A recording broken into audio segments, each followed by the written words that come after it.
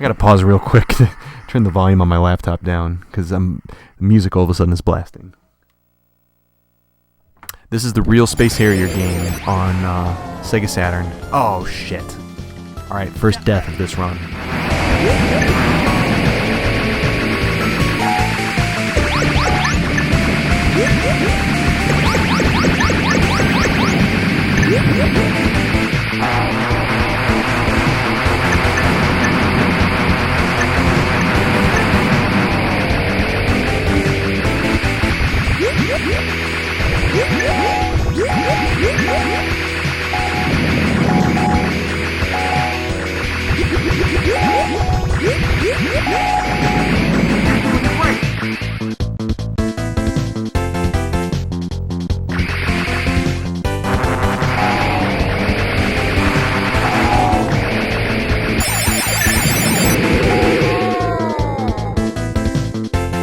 Get ready.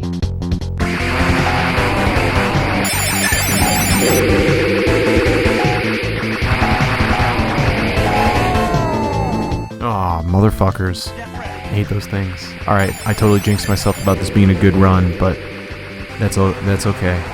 I knew that I had this rhythm going, and a stop in the middle would interrupt that, but that was the risk I had to take. I didn't want to just hit stream and just have this go without any kind of intro to reflect on. No, I'm not recording my TV. I'm playing this through an XRGB Mini compact upscaler, through the RGB via SCART, and directly into my laptop, and then rerouted to a 1080p LCD display. So it's the if you're wondering about the scan lines and the faded edges, that's coming from the FrameMeister, from the upscaler. You're doing great.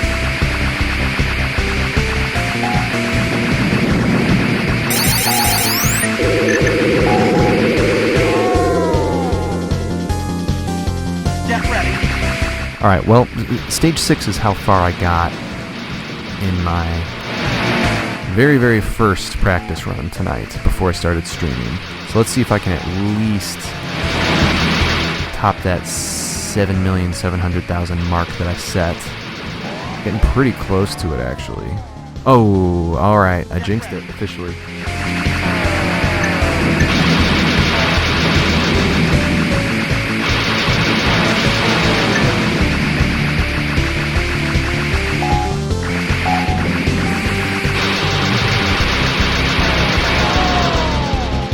Damn. Alright, got really close. Get ready.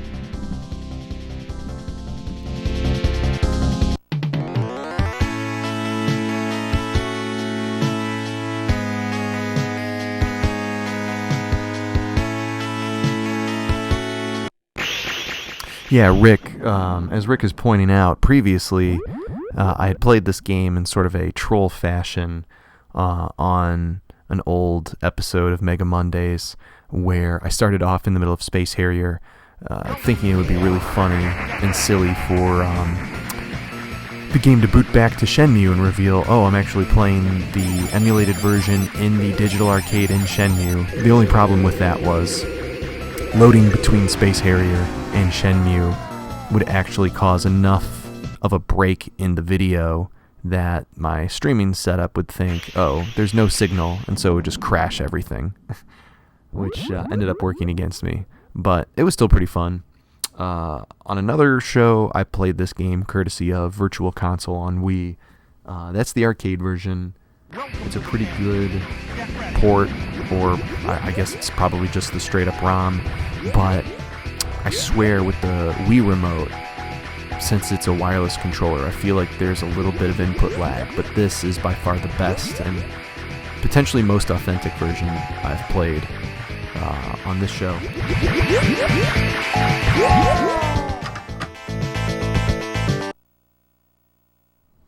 Alright, here we go again.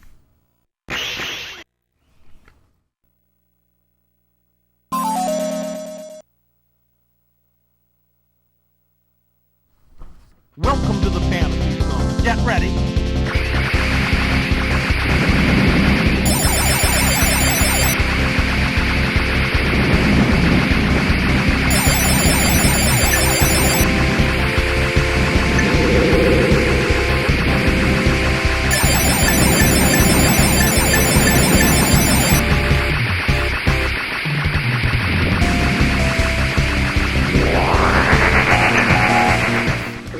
I think part of the reason why I like this game so much, and I've probably said this before on previous episodes when I've played other versions of it, is this was a pretty technically impressive game for its time. This was an 80s arcade game. I don't think it was that common to see sprites scale like this and give the false impression of depth and 3 dimensions that this game shows off. So, to us, it seems pretty rudimentary, but back in the day, Sega's sprite scaling technology that they used on several other arcade games subsequent to this one was pretty unmatched. It's a pretty good technique. All of these different enemies and things that are coming at us from a distance are actually just static sprites that are getting enlarged, and then their size is decreasing as they go away, and it gives that pretty impressive illusion of the 3 dimensions, which is so cool. So it's like doing a lot with very little, pushing the technology and the medium forward, and it's also just weird. I mean, it's so abstract and nonsensical. And Space Harrier definitely paved the way for a lot of other rail shooters that I like. Games like Star Fox, and, that's a Nintendo game, of course, but Galaxy Force, for example, another amazing game that uses the same technique.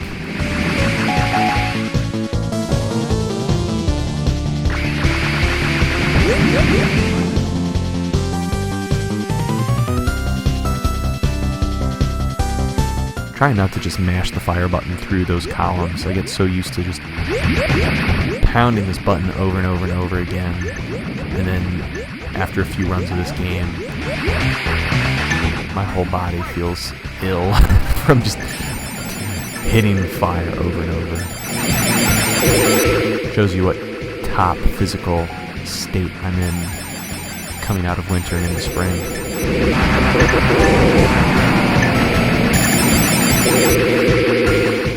So I think this is about where I was when I started the stream in terms of progress. So I'm plateauing at stage 6, and we can do better than that. We're going to get in the double digits tonight. And you know what? If we don't, if I peak and we're not making any progress, it's like we're sitting at the blackjack table. We're going to walk away and we'll pop in another game.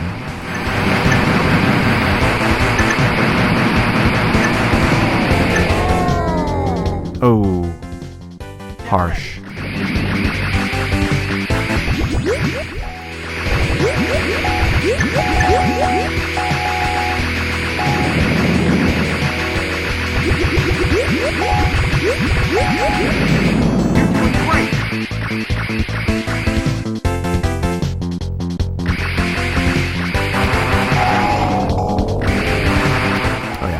This is some bullshit. I feel like that same exact spot got me last time.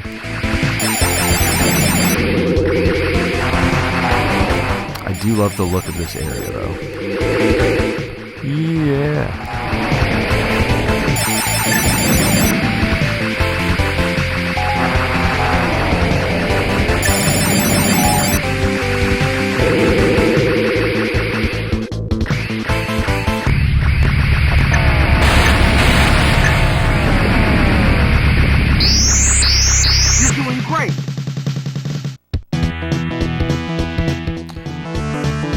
Can't remember. I think we pick up an extra life once we hit 5 million? I can't remember.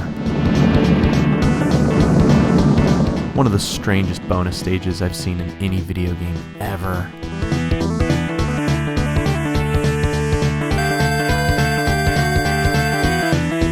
Yeah, looks like we picked up another life. Good. You're doing great!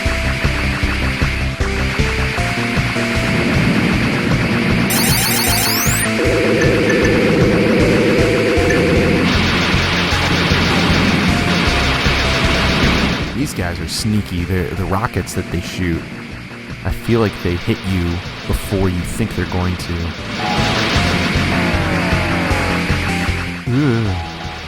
It is sometimes hard to judge how far away things are supposed to be from you in this game. The key is to just not stop moving.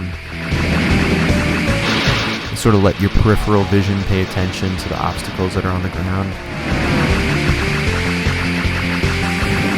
I mean, at least that's what I do. Seems to work all right.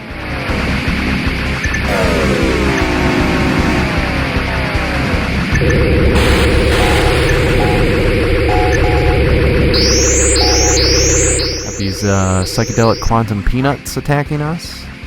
Alright, stage 7.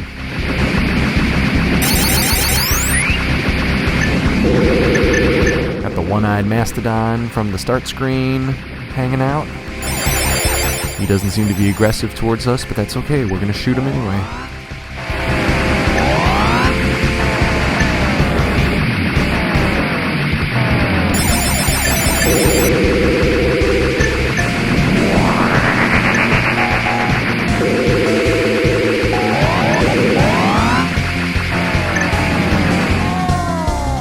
Alright, I think we hit that top score again.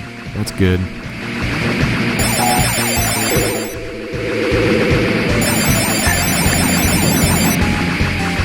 We can round that up to 10 somehow. We'll get another life out of it, I think. Which, full disclaimer by the way, I think I did up the number of default lives they give you in the options screen, since this is not arcade mode and you can't credit feed, but I don't... Oh, God. Oh, terrible. I don't want to credit feed this game anyway.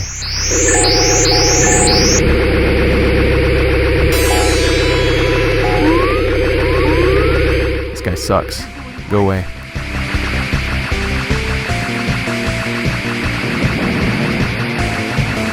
Wish I hadn't died at that part. It's kind of unfortunate.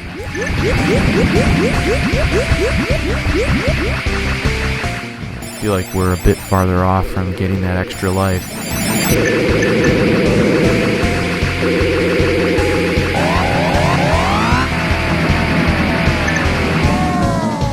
Oh, alright. Well, progress was made. Ah, what's up, Jimmy? Just don't look down. Just listen to the audio, and as you're driving, pretend that you're surrounded by one-eyed mastodons and three-eyed robots and no-eyed jellyfish, and you are the space harrier in the fantasy zone, liberating the galaxy from these abhorrent beasts.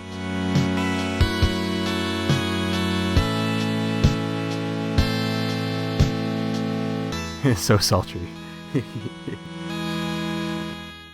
Yeah, dude, this is my audiobook. You know, I noticed last night playing Street Fighter online with all those dummies, all our buds. I was getting kind of into what was happening, and I think I yelled a few times because I've got headphones on. Didn't wake anybody up, so I guess I don't need to do this nighttime voice that much, but I guess it's become a staple at this point.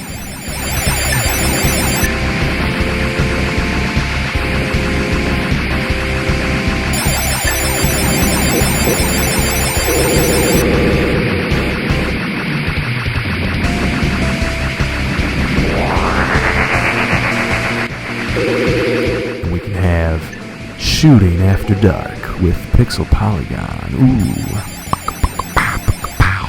Yeah.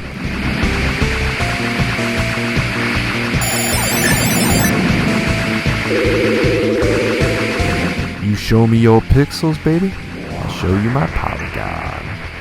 It's an N-gon.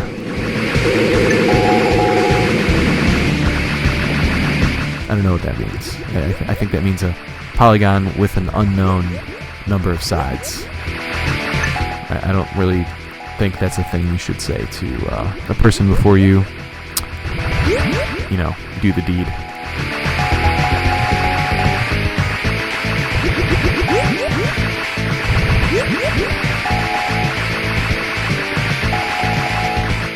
Die already, shitty dragon. You're doing great.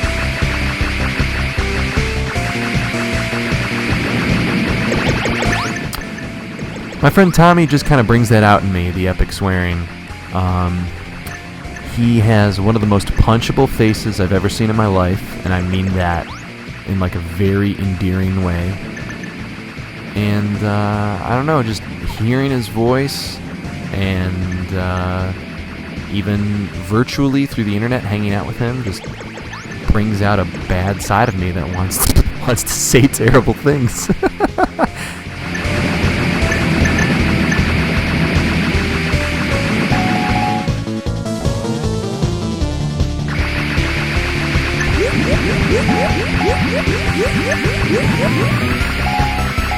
Something about a street fight that just makes a man get filthy.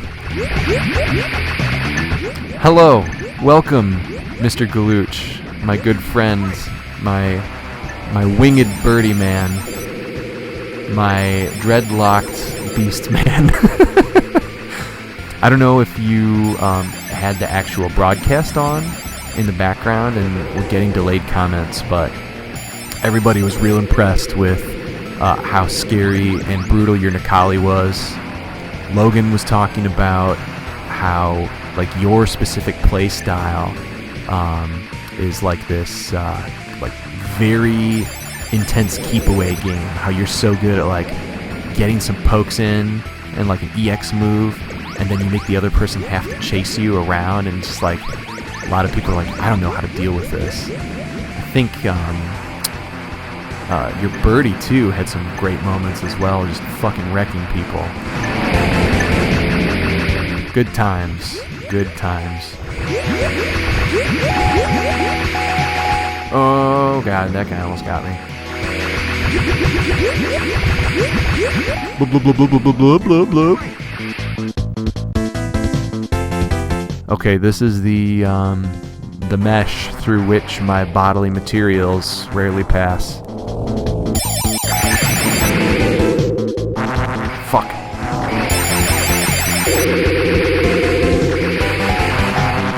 I feel like those guys' laser blasts are just trying to force you into these obstacles.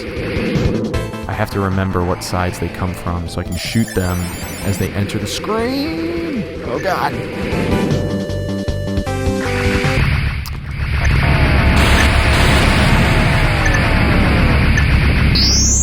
Alright, we made it through that area without dying. That's the first time I've done that tonight.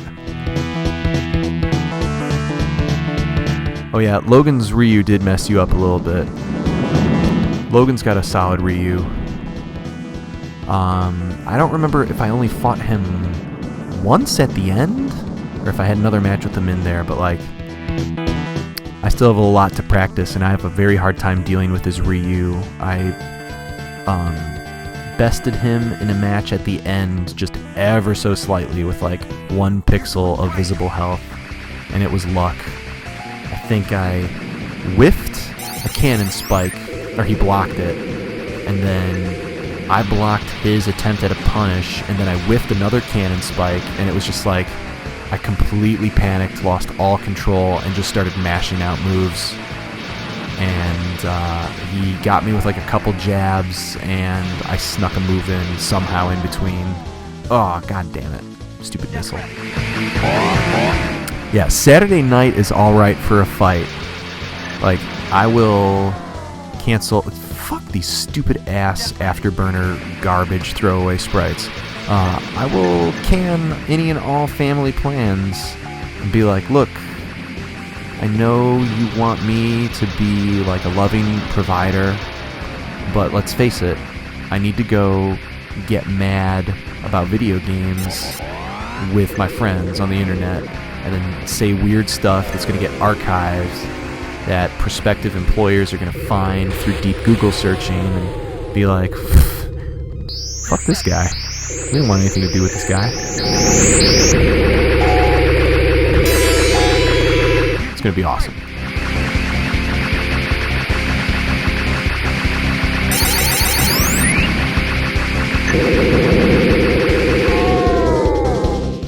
Blah, blah, blah.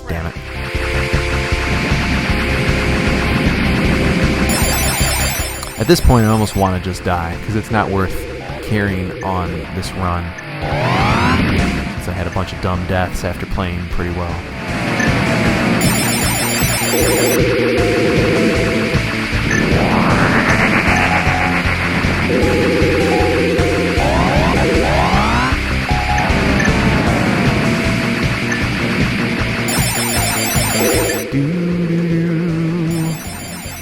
This area looks like it would give the Harrier windburn. I bet his face is so chilly flying through this icy zone. Poor guy, he's going to be red as hell. He needs to bring a hat with him when he leaves next time. Oh yeah, this guy. This guy almost got me in his cyclone of garbage. Come on, these last 3 eyeballs are so hard to hit.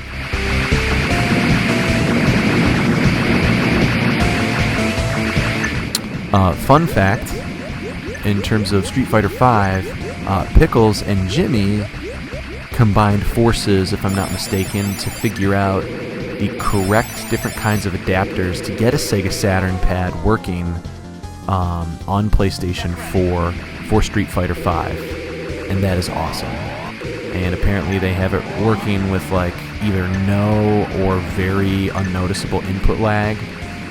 And I want to figure out how to do that because, damn, do I love this controller. It is such a good one.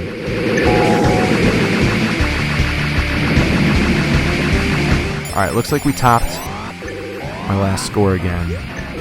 Traditionally, anytime I notice that, I end up instantly dying. So I should carry out my self-fulfilling prophecy. But hey, bright side, I get to look at the chat comments now and reply. Do do do do do do.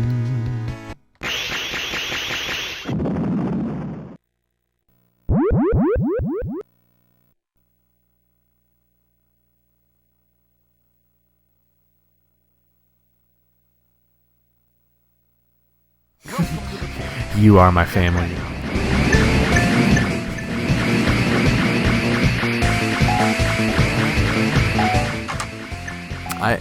I'll be honest, I had been thinking about what sort of foul things I was going to say. Not necessarily on stream, just like, you know, having that backup queue of offensive stuff to pull out. And Cum Cavern was one of them. I'm glad I got to bust that one out early. In gentle analogy to good Sir Tommy's body. Alright, I'm not going to be satisfied until we get 10 million and get in double-digit stages. I demand satisfaction. I don't want to continue stage 6. Why can't I continue stage 8, though? Because that was where I was when I died. Why does it have to be stage 6? I don't get this. Welcome to the family. Whatever. Start from the top.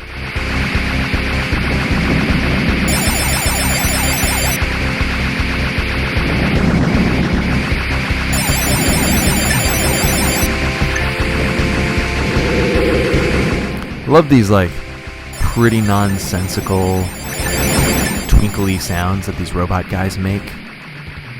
Because from what very, very little I know of the processes that were involved in creating sound effects for old arcade games like this, I feel like the musicians or developers or however it is they would identify would like mess around on synthesizers and then go, okay, this is the waveform. They would draw it out on graph paper. They would somehow translate it into numeric data, and then they would have to sit at a computer and enter in like the coded version of the sound they had played on a keyboard so that the PCB's like sound chip would be able to understand and try and recreate what it was they wanted. So I think that lots of sound effects in old arcade games are probably just like people who are like, whatever, this sounds good, this little twinkling thing. You're doing great. Yeah, that's right, you die. You shut up and die. These guys always kind of looked like gremlins to me, like half Mogwai, half gremlin, like mid-transformation.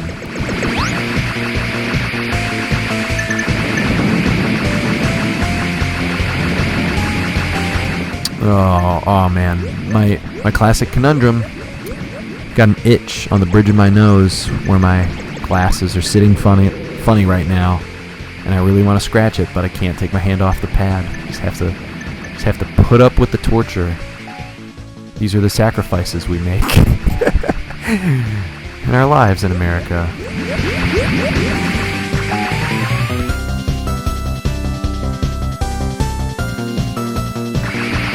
You're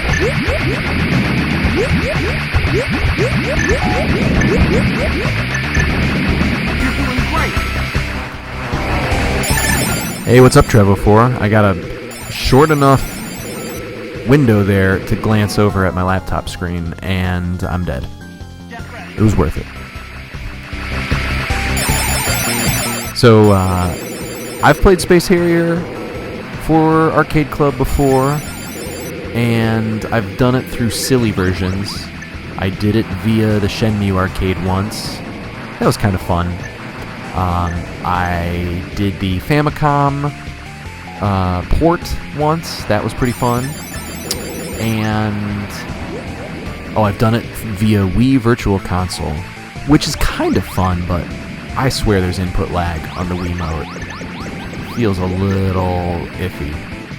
Tonight we were playing on Japanese Sega Saturn. This is the Sega Ages disc that the Mr. Falcon so graciously donated to me. I think he came into a second copy of this game that had the Obi strip and was in overall better condition. He knows I dig this game, so that was super duper cool of him just to toss it in the mail and send it my way.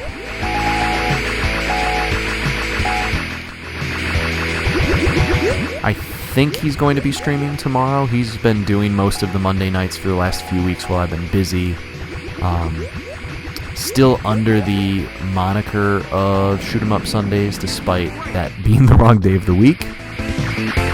But his new show is going to be still focused on, I think, like retro Japanese games. Not so narrow that they are just games where you shoot. I noticed he was playing some Rondo of Blood on PC Engine CD, I think last week. I think that's right. I was half watching him play on my phone and half trying to finish the Bloodborne Old Hunters DLC. And that was kind of a funny juxtaposition because I feel like From Software probably has lots of Castlevania fans on their team. I played Bloodborne pretty much all the way through with the Threaded Cane, whose trick mode is like a serrated chain whip, and it made everything feel very Castlevania-y to me.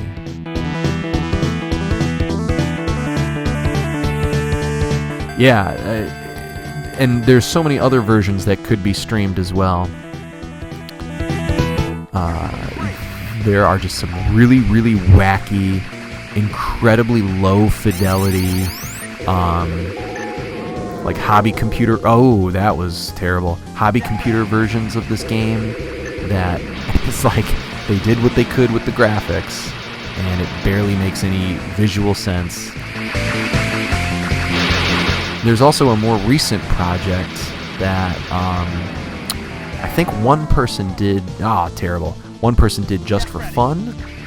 And that is, I don't think it was a 2600 port. I think it's like I know there's an Atari 7800. What's the one in between? It's like 50-something, 100.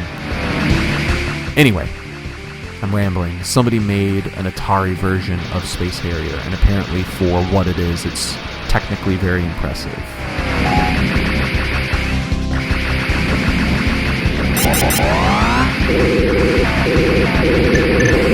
I really wish that the sequel to this game, Planet Harriers, was playable in some way without having to actually buy the arcade hardware and use a super gun or consoleize it or whatever. That game does not run in MAME, and I really want to try it out. I'm morbidly curious about it because it looks like it was developed by a different team who was just picking up on, like, I think it's a late 90s game? Picking up on, like, weird 90s game tropes that would have been better left forgotten. Like, I think it has voice acting in it. I don't know. It seems really strange. I want to try it. Maybe it's amazing.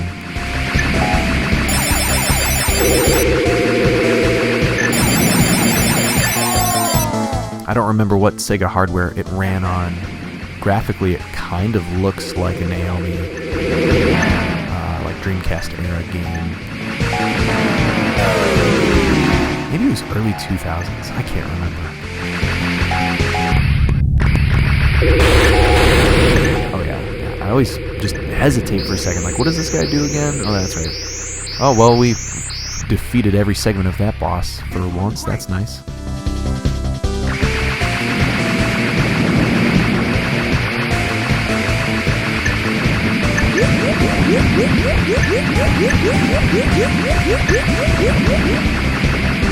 Oh, also speaking of Castlevania, I don't know if you heard me rambling, Trev 04, but I feel like it was a week or two ago you were streaming some Bloodlines on your channel, and I was in the process of trying to be quiet and make sure my son was going to sleep, so I wasn't trying to make it super obvious that I was watching video games on my phone.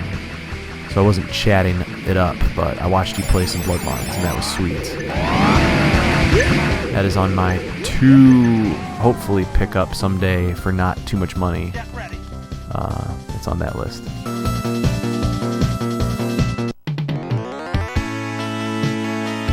Oh yeah, that's right, Rick. You have the Game Gear version. I've never played that version.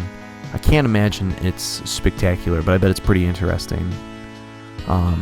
And I have never busted out the Master System version.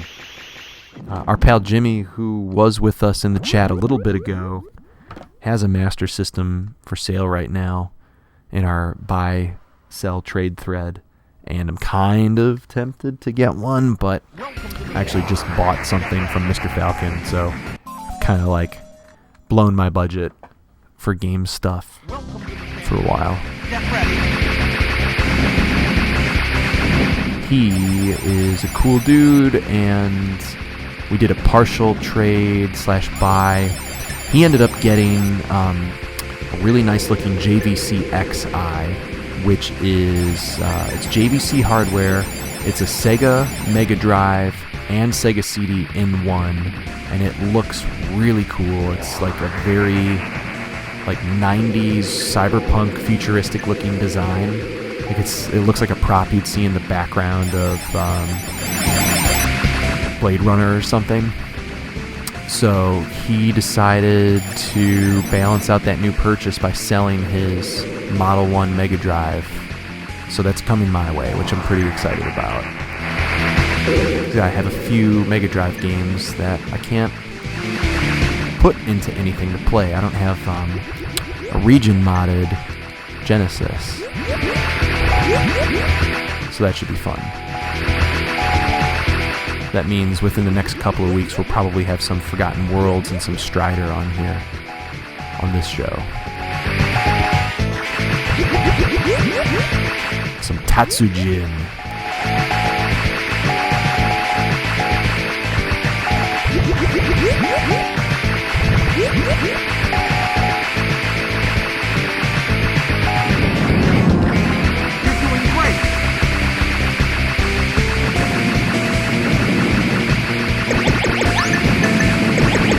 I took a quick glance at the chat, and my mind is blown if I did correctly process what I think I read, and that is that the Mega Drive version of that game sells in the ballpark of $400. That's insane.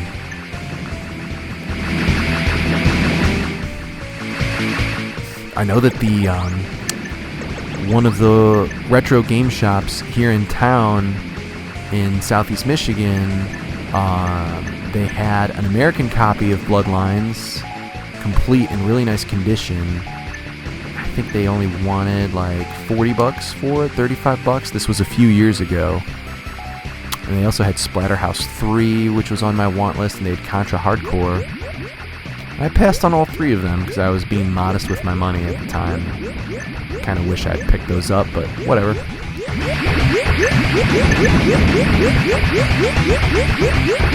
Oh man, this boss is a shit show if you don't get him right away.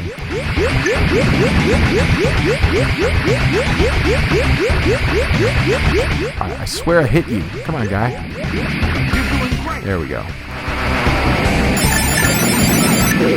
The Mega Drive Contra Hardcore has some of the coolest like anime video game art I've ever seen on a video game package. Those character designs are really cool. The poses are good.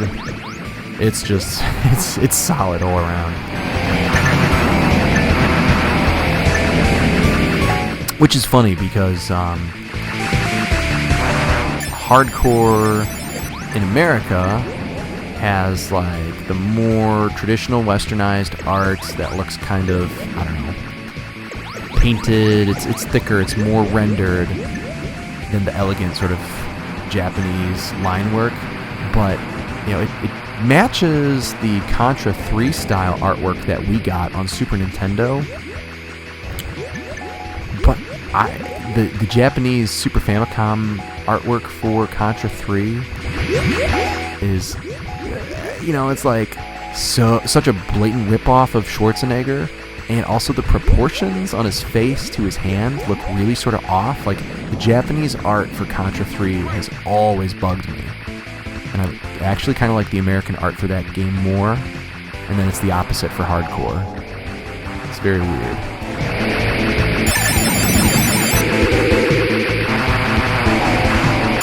Ugh, oh, that was ugly. Alright, I think the next guy's come from the right.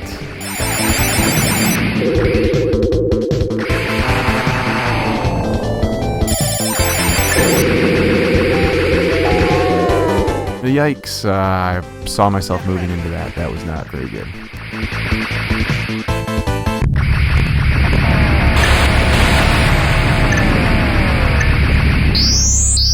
You're doing great.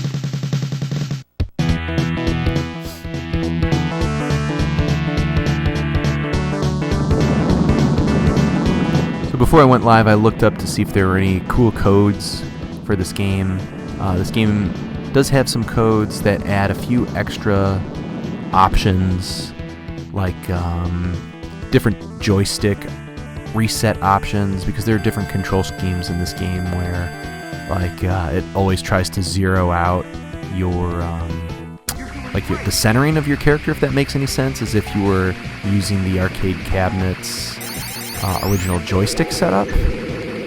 Not really sure if I would like if I would like that better than having, you know, being able to just like chill out on one side of the screen. There's another code that does put this into arcade mode, which I would imagine means you can credit feed. I'm not going to try that out though, because you have to enter that code on the Player 2 pad. And I've got too many wires going on this desk right now that I don't want to get up and unplug and replug. It doesn't seem cool enough to sort through the Rat King I have going on right now, which is normally very clean, but there's wires everywhere today.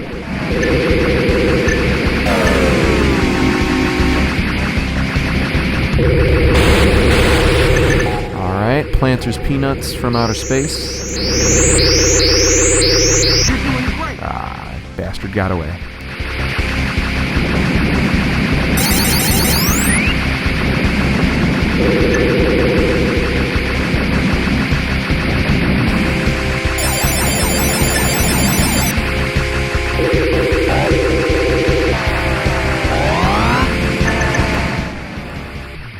Rick, you're probably still watching. After we tried playing Broforce with Tommy last night, since they had patched the game, and we found out it was actually more broken than it was before they patched it, I went on Twitter to see if the developers of that game were talking about it at all, and they said that they have a third patch in... Wait, third? I guess they have another patch incoming that's going to address some of these issues. And they said something like, we're looking into how we can make this up to the players who've like had to put up with a lot of these frustrating issues. I would imagine they're probably like talking more about people who have paid for it now that it is no longer a free PS Plus game. And somebody said, could you guys put it on Vita? Like, that would be cool. And their response was something to the effect of, are you sure you really want a Vita version after you've seen like how it runs on PS4? So it was nice to see that they have a sense of humor about it.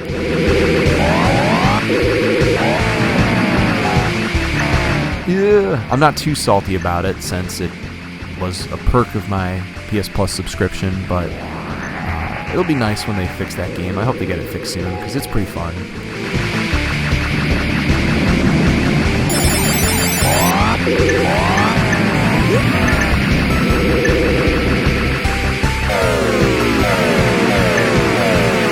Shit.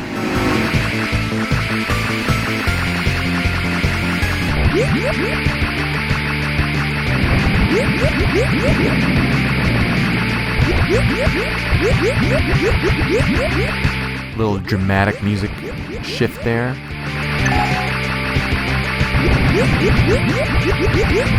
Oh, okay. You're doing great.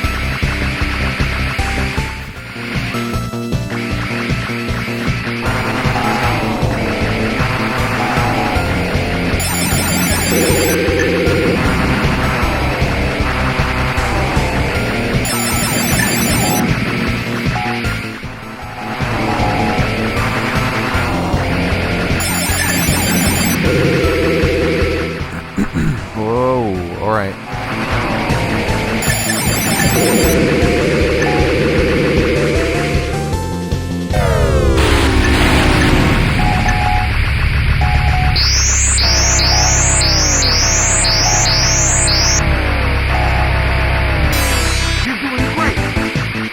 Alright, well, we made my personal goal for the night, which was to get to double-digit stages and to break that 10 million, so that's cool. Aw, damn. I'm telling you, that's my curse. Anytime I point out, like, oh yeah, alright, I upped my score, I end up dying. I gotta just never point it out. Not to sound like a superstitious person, but there is a common... that is a thing that has happened to me many times with many games. There's got to be a psychological reason for that. Fuck. Get ready.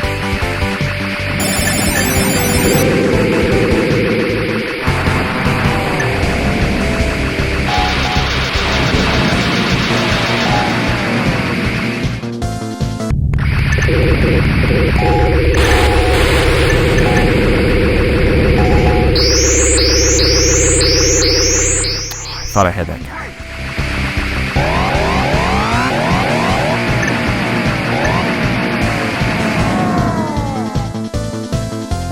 That guy body slammed me.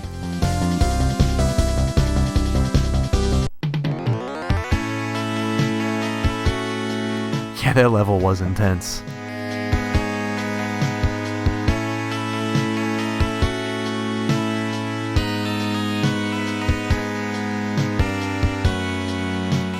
Part of the reason why I've always liked shmups, and I know this isn't a shmup, but it has a lot of shmup-like elements. It's just, if you play them long enough, you just kind of get in that battle trance, you get in that sort of hypnotic rhythm, and the less you think about it, and the more you just react to it once you're dialed in, I feel like, at least for me, the better I do. Like, yeah, there's always, that muscle memory aspect and memorizing certain things, knowing the patterns, but it's just like super satisfying to play a game like this and not think about it too hard And maybe that's why the moment I notice, oh, I'm doing better than I was a little while ago, it kind of snaps you out of that trance, and then everything falls apart. Alright, I think I'm going to give this another go. I'm not expecting that I will best that last run. That's probably going to be the peak for this, and then I think we can pop in another game.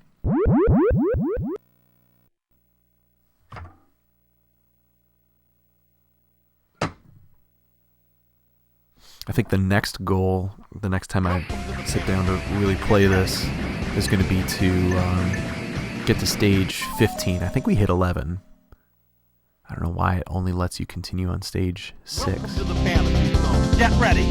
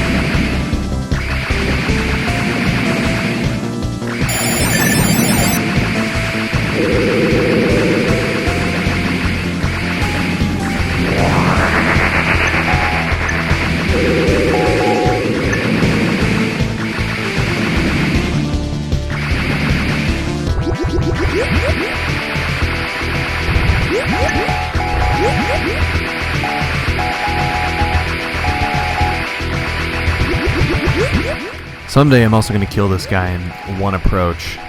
I think you can do it.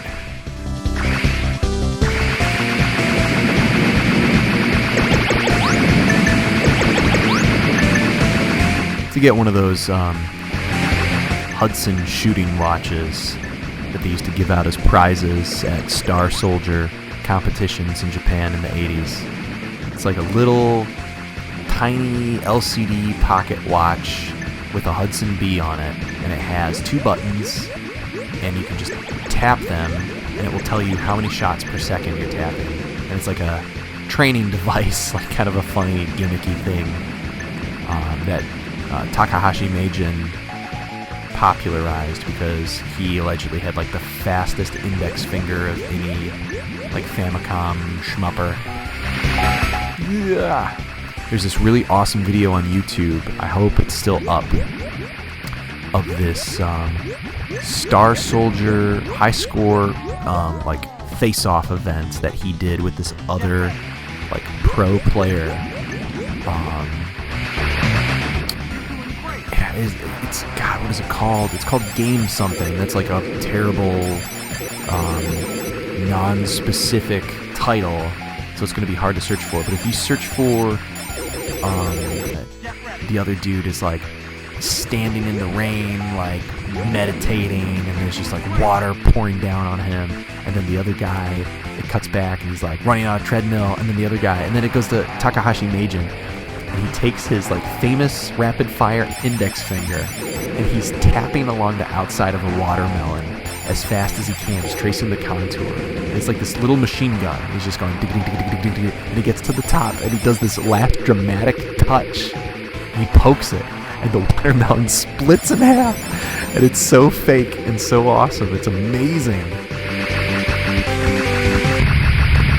You have to look it up. Everybody who's watching, I want you to look it up. Ed knows it has this like training montage, this dramatic training montage at the beginning of these 2 different guys, and it is hysterical how, you know, in the story it's showing their training. Like one dude is building a giant house of cards with playing cards. The other dude is like standing in the rain, like meditating, and there's just like water pouring down on him, and then the other guy, it cuts back and he's like running on a treadmill, and then the other guy, and then it goes to Takahashi Meijin, and he takes his like famous rapid fire index finger and he's tapping along the outside of a watermelon as fast as he can, just tracing the contour. And it's like this little machine gun. He's just going dig, dig, dig, dig, dig, dig, and he gets to the top, and he does this last dramatic touch. He pokes it, and the watermelon splits in half. And it's so fake and so awesome. It's amazing. You have to look it up. Everybody who's watching, I want you to look it up. At the end of the broadcast, before I kill the stream, I'll see if I can find it on YouTube, and I'll drop the link in the chat, because it is amazing. Hey, what's up, Jimmy? I'm glad you are no longer driving, and thanks for joining back in. I'm glad you are not dead from having Twitch on your phone while you drive, which I actually have done before myself. I just plug the audio into my stereo and I listen, because I'm a weirdo. But no, I don't have Sonic for Master System. I used to have a bunch of Master System games that I got at a thrift store for next to nothing, and I had no Master System to play them on, so then I ended up just trading them to other people for other stuff. I had like a really minty Altered Beast and Double Dragon, and kind of wish I'd hung on to those.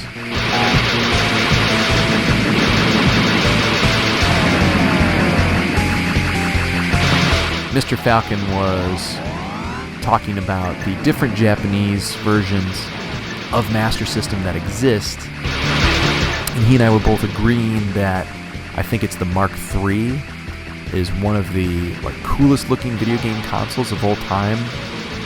And I guess that Japanese version of Master System has the superior FM sound chip, but he was bemoaning the fact that, in his opinion, Master System games are terrible.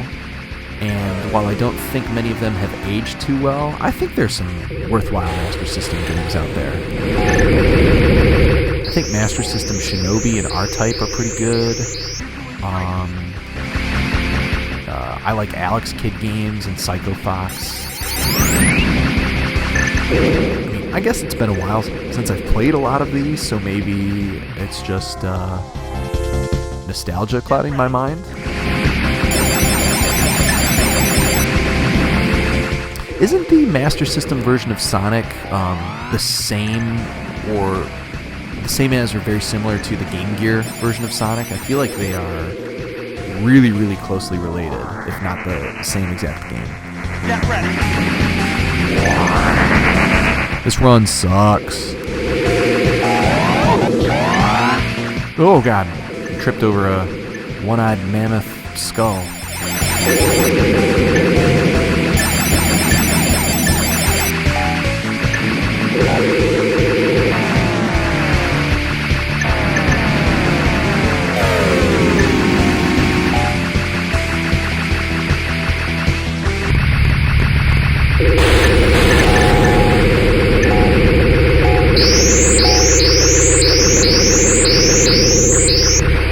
Got him. You're doing great.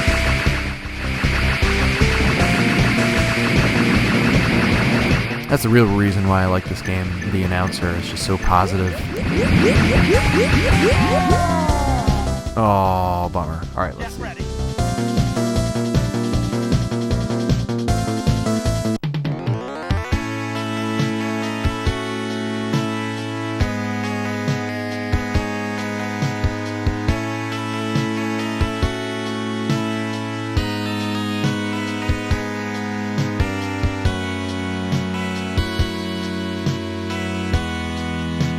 Yeah, I think if I recall correctly, R-Type, Master System R-Type is pretty slow, isn't it?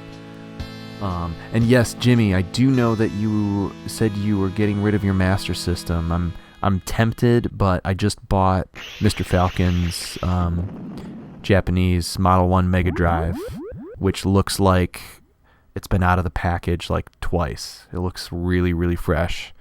So I'm excited about that. If I hadn't gotten that, I probably would have hit you up about that Master System.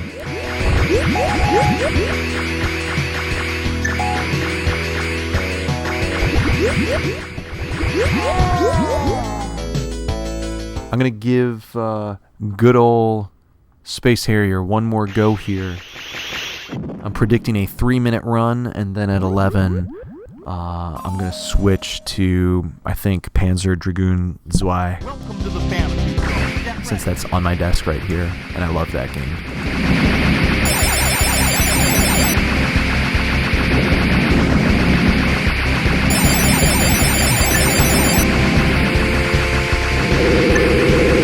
Yeah. Oh man, if I had died there, I would have just been like, "That's it. I give up. Can't die that early in Space Area."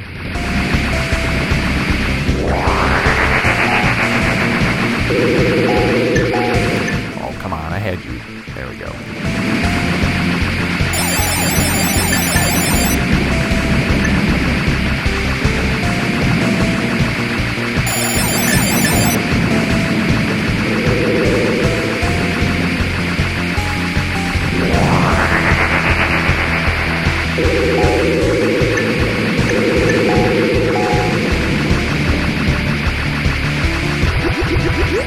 One of the games that I would really like to pick up for Saturn is Thunder Force 5, I think. Yeah, it's 5. I have Thunder Force 5, the North American version for PlayStation 1. And that is a really, really cool, really fun shmup. And then I read on, I think, Hardcore Gaming 101 about how the Saturn version is superior and has like better textures and has these transparency effects that are not present in the PlayStation version. I'm usually pretty good at being satisfied with what I have and not getting all sassy about other versions being superior. But I was like, oh damn, I need to get rid of this PlayStation 1 version and get the Saturn one if it's better. And as far as Saturn shmups go, it is not prohibitively expensive. Like, my personal rule for buying retro games is if it does not exceed the cost of a brand new game, and I think I'm going to play it, then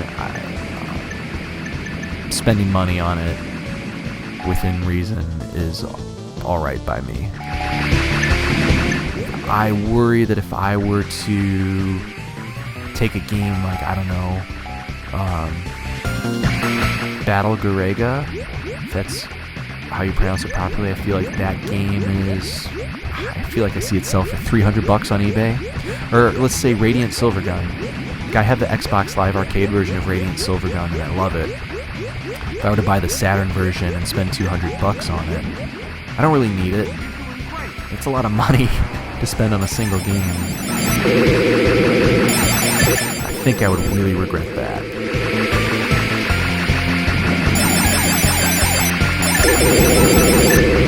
But if a game's $60 and I think I'm gonna play it, then I'll drop that.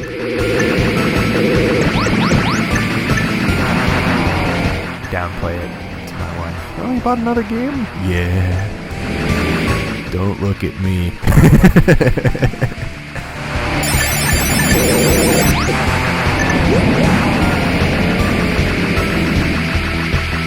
How are you going to play it when we can't pay for the electricity to turn the lights on and power everything in our house? Oh, fuck you, weird-looking mushroom stalk.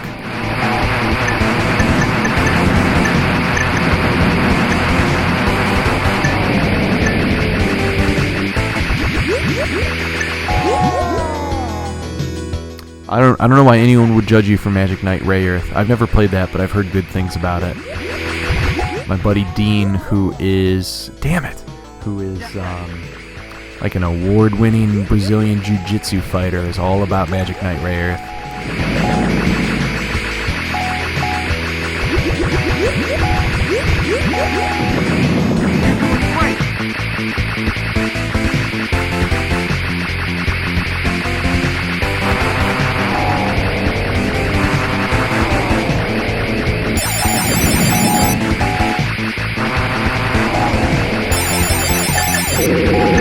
I thought those guys were going to come from the right. I thought they alternated.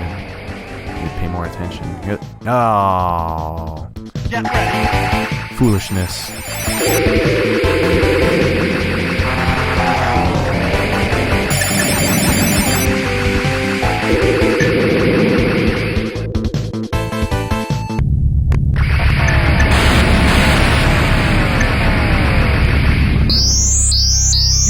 great.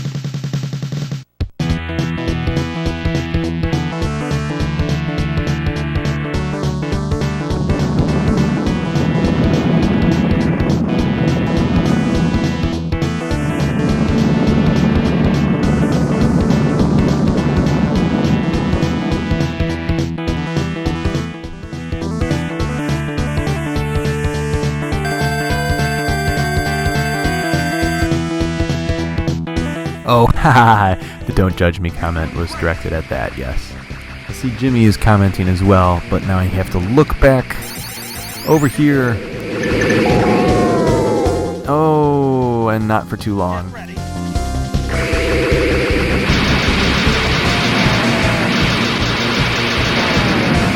I kind of tempted to just end it so I can switch since this run is not going to go anywhere. Alright, well, that's it. Let me catch up.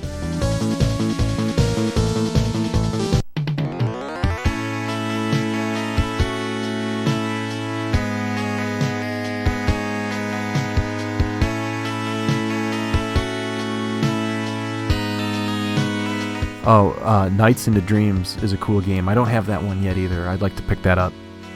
I think there's a Wii... Oh, name. I think there's a Wii remake that is apparently a pretty cool version.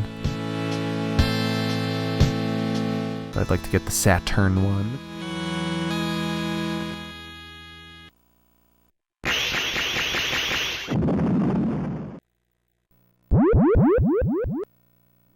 Okay, I'm going to pop in some Panzer Dragon Zui, which means when I turn this console off, I think the stream will break. I don't think this Saturn is sophisticated enough that I can open the disk drive and it will, like, go to the OS.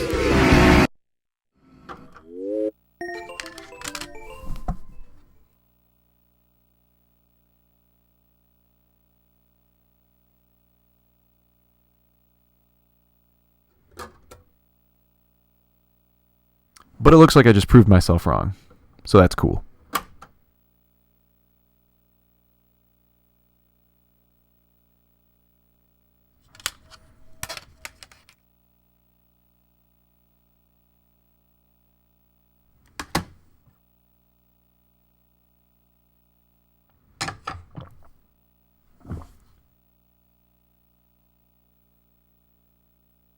I need to readjust the giant blanket that I'm wearing over myself like a madman's shroud because it's cold as hell in my basement.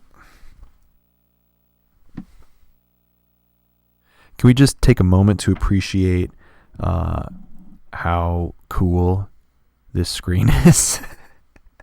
Like, it makes me want to, like, I get paranoid about old hardware having, like, gear burnouts and drive problems, but I've always thought this screen is so cool it makes me want to, like, make this be the music station in our house. Like, if we're going to listen to music, no, you got to pop a CD into this and enjoy this screen for the duration of your listening pleasure.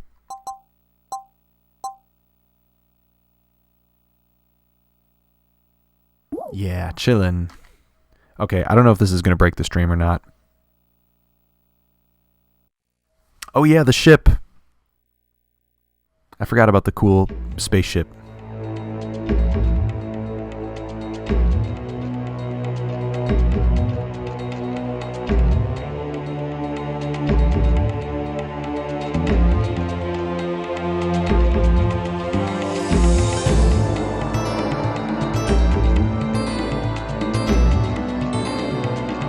Baby Dragon is so cute.